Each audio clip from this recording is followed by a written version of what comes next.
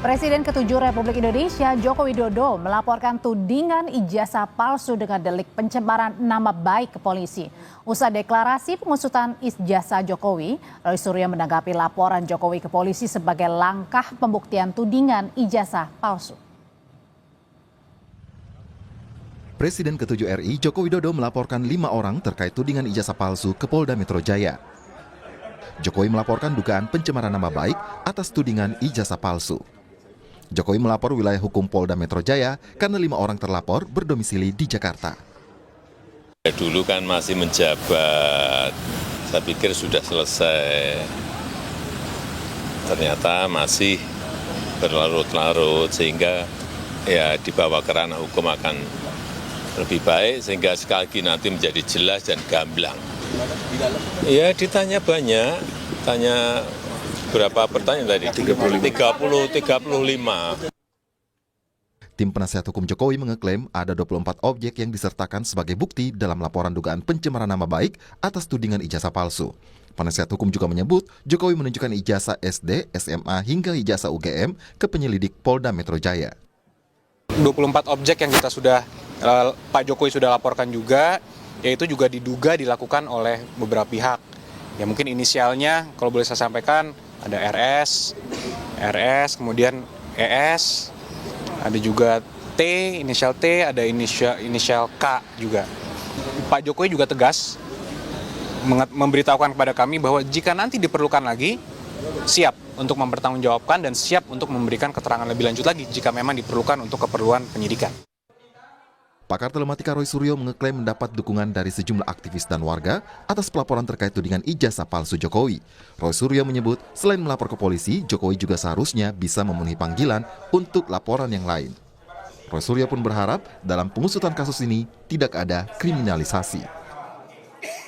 Tanggapan saya bagus ya. Jadi dengan begini nanti seluruh rakyat Indonesia itu bisa menyaksikan bagaimana seorang pelapor itu harus membuktikan juga bahan-bahan yang dia miliki. Dalam hal ini adalah ijazahnya yang kita pertanyakan ataupun kita duga itu tidak benar alias palsu. Lanjutkan saja dan nanti kita uji dengan teknologi, kita uji dengan kebenaran dan mohon untuk tidak ada kriminalisasi. Proses mediasi kasus gugatan dugaan ijazah palsu Jokowi yang digelar di Pengadilan Negeri Surakarta belum mencapai kesepakatan. Jokowi melalui penasihat hukumnya menolak tuntutan penggugat yang meminta Jokowi mempublikasikan ijazahnya. Tim Liputan, Kompas TV. Bagaimana langkah hukum Jokowi dengan 5 terlapor mampu mengakhiri polemik tudingan ijazah palsu? Kami bahas bersama kuasa hukum Jokowi, Rifai Kusumanegara. Selamat malam Bang Rifai. Selamat malam, Mbak. Bergabung juga pakar telematika sekaligus pihak terlapor dalam kasus ini, Roy Suryo. Malam, Bang Roy. Malam Mbak, malam juga Pak Rifai, malam juga semua pemirsa Kompas TV. Jadi saya mau konfirmasi dulu ke Mas Roy terlebih dahulu. Jadi benar kalau Mas Roy Suryo ini menjadi pihak terlapor di antara 5 orang yang sudah dilaporkan oleh Pak Jokowi hari ini di Polda? Iya kan udah sering disebut, nggak apa-apa. 2 RS itu kan double RS ya, saya sama Dr. Rismon Sianipar, nggak apa-apa. Tapi yang menarik gini Mbak Putri, kan tadi kan kita dengar sendiri ya dari Pak Yaakob ya. Jadi kemarin kan ada nama Pak Rizal Fadilah, itu nggak ada, sudah. Jadi ada tambahan nama Pak ES, Egy Sujana, dan juga ada tambahan nama K itu Bu Kurnia. Nah ini, ya apa-apa, nanti masyarakat Indonesia biar menilai lah. Jadi seorang mantan presiden itu mempidanakan ya 2 ibu-ibu di sini, gitu kan, gitu. Mempidanakan loh dia, mempidanakan Ibu Kurnia dengan Dr. Mas Roy, kalau tadi Mas Roy pakai kata-katanya adalah nggak apa-apa biar masyarakat tahu bahwa seorang mantan presiden melaporkan kasus dugaan ijazah palsu ini. Kenapa sih? Apa yang dimaksud dalam hal ini? Iya bagus, artinya kan sebenarnya kan kasus ini sampel. Benar kata Pak Jokowi, kasus ini sebenarnya sederhana. Kalau dari awal itu Pak Jokowi itu menunjukkan ini loh ijazah saya, dengan ramahnya itu sebenarnya tidak akan ada masalah. Jadi dari situ mungkin masyarakat langsung bisa melihat, tidak akan timbul kecurigaan, kemudian bahkan mungkin curiosity atau istilah sekarang keponya para ahli meneliti itu nggak banyak, tapi karena selalu disembunyikan, nah itulah malah tadi kan kita dengar juga mediasi tidak akan mempublikasikan kayak gitu kan. ini menjadi lucu ya, makanya nggak apa-apa, semua punya hak ya. Jadi kita menghormati juga, hormati Pak Jokowi untuk melaporkan itu dan mempidanakan termasuk 2 ibu-ibu tadi, ya gitu. Dan hormati kami juga untuk menyampaikan secara ilmiah. Dan kalaupun ilmiah itu nanti harus ditandingkan atau harus dilawankan dengan hukum, nah nggak apa-apa, biar saja. Biar masyarakat yang menilai dan biar ini menjadi diskursus yang bagus untuk masyarakat. Oke, saya ke Bang Rifai. Bang Rifai, kalau tadi Pak Jokowi setelah didalami sebagai saksi keterangannya, ini menyatakan bahwa ini sebenarnya kasusnya biasa tergolong ringan ya. Tapi kemudian kenapa akhirnya melapor Pak Jokowi dan sudah begitu juga melapornya ke Polda Metro Jaya? Oke, sebenarnya kami ini sudah menangani persoalan ijazah ini sejak 2 tahun yang lalu, Mbak. Dan sebagai advokat kami sudah menjelaskan banyak hak hukum yang bisa digunakan, baik gugatan perdata maupun laporan pidana, tapi Pak Jokowi berulang-ulang menyatakan saya tidak akan menggunakan hak tersebut, apalagi saya sebagai presiden, karena jangan sampai dianggap menyalahgunakan kekuasaan atau dan sebagainya macamnya. Nah, dengan demikian waktu itu kami hanya sekedar menghadapi gugatan, tapi setelah 6 bulan beliau lengser, ternyata isu ini kembali bergulir, bahkan menjadi lebih masif ya, seperti tadi Bang Suryo bilang, sebenarnya ditunjukkan saja sudah selesai. Nyatanya tidak demikian, kami pantau gitu. UGM sendiri, rektor dan dekan sudah menyatakan itu clear, Pak Jokowi betul kuliah, tetap terus dicari persoalannya, entah fonnya lah, entah fotonya lagi, lari lagi ke skripsi, dari situ objek berpindah ke skripsi. Dari skripsi lari ke lembar pengesahan. Sekarang jadi lari intinya lagi ini ke dicari-cari SMA. permasalahannya begitu ya? Jadi kami melihat ini bukan menguji kebenaran, tapi memang tujuannya adalah untuk menyudutkan, mencemarkan nama baik beliau. Betul ya? Begitu Mas Roy, kalau ini sehingga tujuannya adalah ini untuk sudah di luar mencemarkan nama baik, mencari-cari masalah. Gini.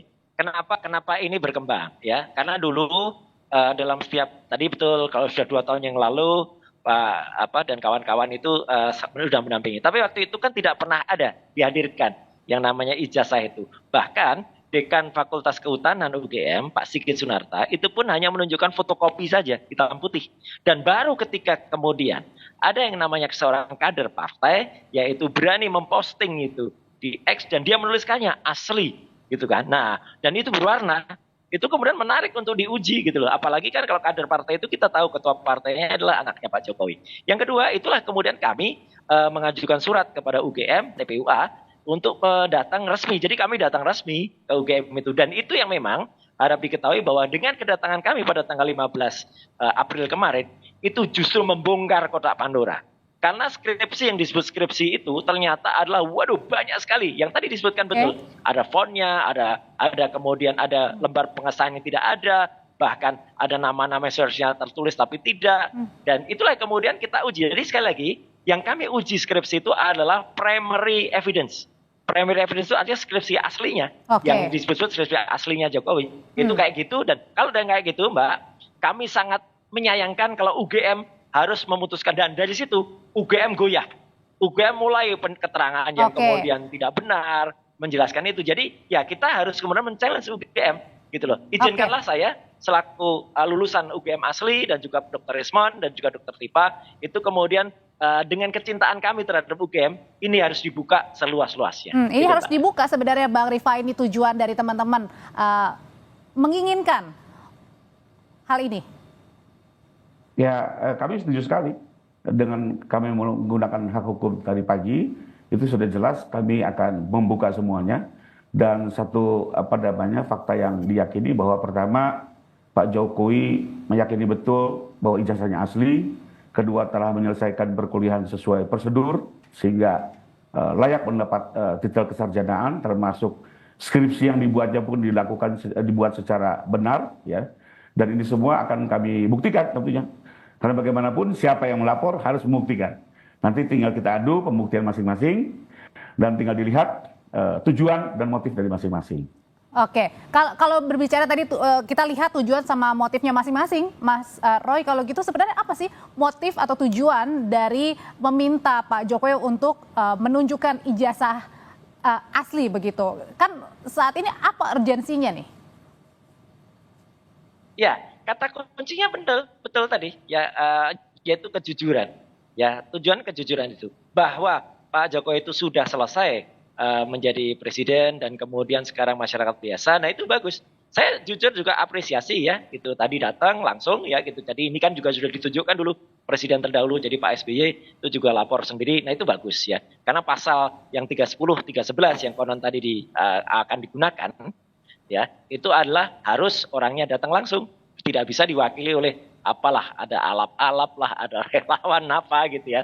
Atau kalau misalnya mau pakai 160 itu pasal menghasut, ya itu pun juga lucu gitu. Karena yang kita challenge ini adalah sudah tidak lagi sebagai kepala negara atau sudah tidak lagi penguasa. Tapi nggak apa-apa, semuanya biarkan berlanjut dan kita akan lihat bagaimana pembuktian itu. Dan kalau tadi Mbak, kalau saya bilang supaya tidak ada kriminalisasi, ya biar masyarakat juga yang menilai gitu ya.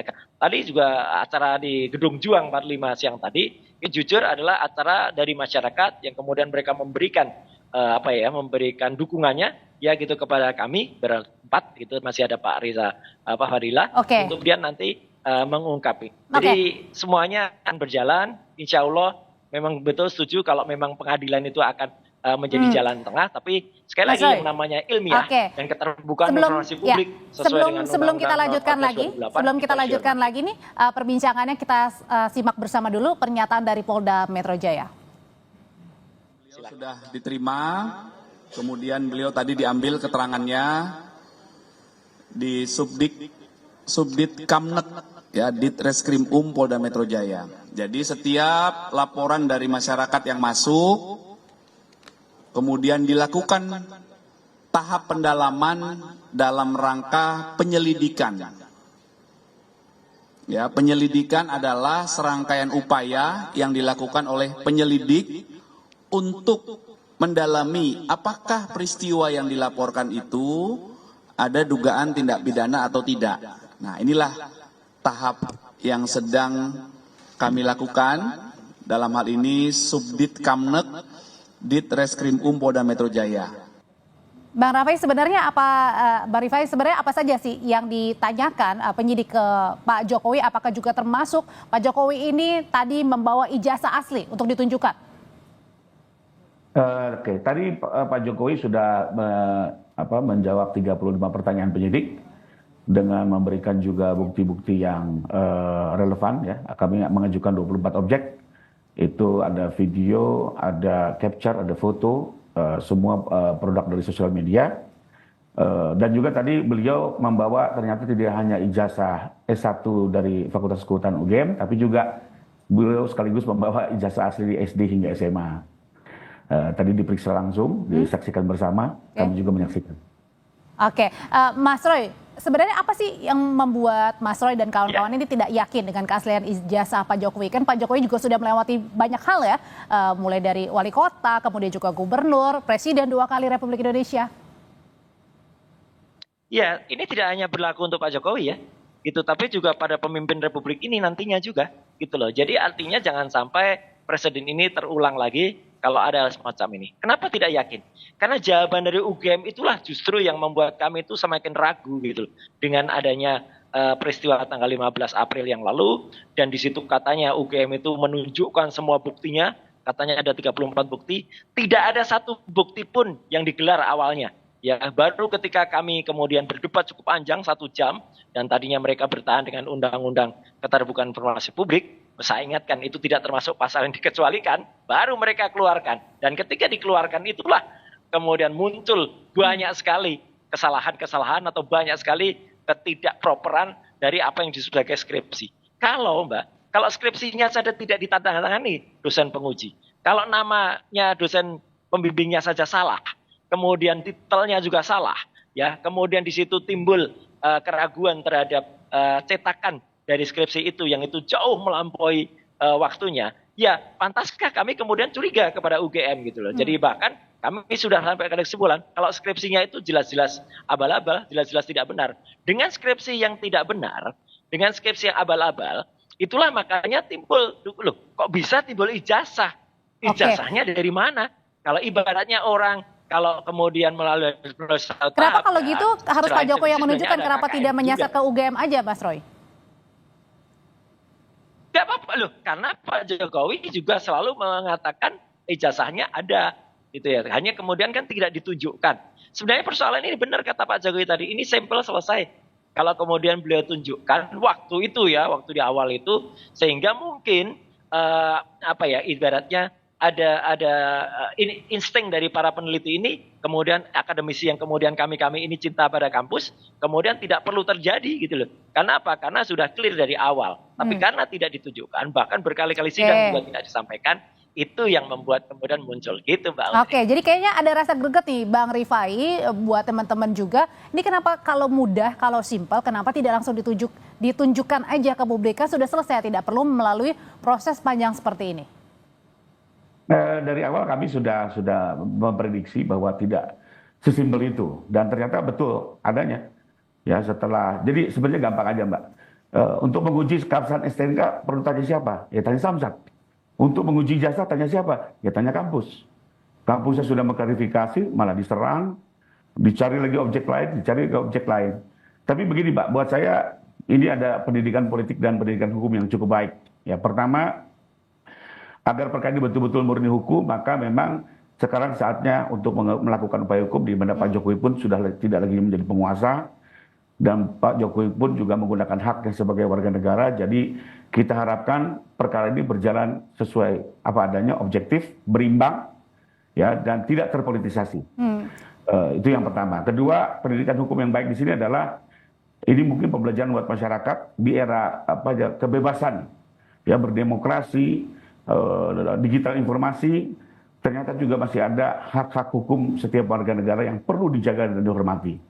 Ya, kalau tadi misalnya disinggung oleh Bang Roy bahwa ini melakukan penelitian ilmiah, pertanyaannya apakah berkompeten, apakah memiliki kewenangan, apakah prosedurnya benar, dan yang terakhir apakah benar dipublikasi kepada publik secara berulang-ulang, sehingga kita memang melihat ini tidak lagi sesimpel apa yang disampaikan oleh Bang Suryo, dan kami juga tidak mau berandai-andai. Kita gunakan hak hukum, biarkan berjalan, dan perlu dicatat Mbak, kami juga tetap menghormati asas praduga tidak bersalah, di mana dalam laporan pun kami tetap menyatakan terlapor dalam penyelidikan, tanpa perlu menyebut nama-nama, karena ini juga bagian dari kami mengedukasi masyarakat agar tidak mempolitisasi sebuah proses hukum, biarkan bekerja secara independen. Oke, Mas Roy. Termasuk nanti siapapun terlapornya, saya tidak bilang Bang sudah terlapor ya, saya tidak bilang, karena sampai saat ini masih bersifat lidik ya, tapi siapapun juga nanti silakan menggunakan hak hukumnya, ya, membuktikan, dan ini semua akan berjalan secara objektif dan transparan, saya pikir. Kalau gitu Mas Roy juga sudah siap nanti pembuktiannya, karena kan ada juga kekhawatiran dari Mas Roy sendiri, tadi bilang jangan ada kriminalisasi kasus ini. Iya, kalau siap dari awal kita siap ya, selaku peneliti, selaku berbasis ilmiah, dari awal kita melakukan statement kalau itu fake atau itu misalnya real, itu sudah jelas gitu loh. Jadi kita dari awal sangat siap, bahkan diuji, ditampilkan, kemudian misalnya sesama peneliti pun oke. Kalau ini mau ditarik ke hukum, ya nggak apa-apa. Masyarakat juga ya biarkan yang menilai saja, karena yang kita tampilkan itu kan sebenarnya dasar-dasar dari ilmu pengetahuan. Kalau itu fake itu adalah istilah ilmu pengetahuan, dia palsu atau tidak. Kalau memang benar ya kita katakan benar. Dan uji yang kita lakukan, misalnya dengan ELA, error level analysis, ya, dengan face comparison, dengan recognizer, itu semuanya adalah ilmiah gitu. Perkara soal apakah itu ditanyakan tadi dikomentari sesuai dengan kapasitas tidak, nggak apa-apa. Nanti kita lihat saja. Tapi juga artinya nanti, Mbak, perlu diingat juga bahwa sangat mungkin ya kalau nanti ini berlanjut, Pak Jokowi memang insya Allah harus datang lagi. Gitu.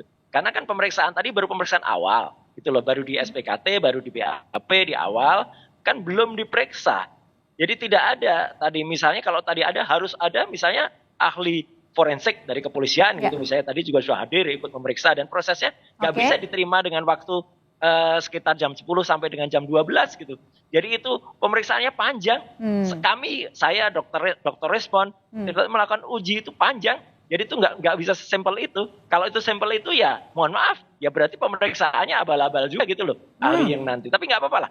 Oke, kita tunggu saja dan moga-moga ini terbuka.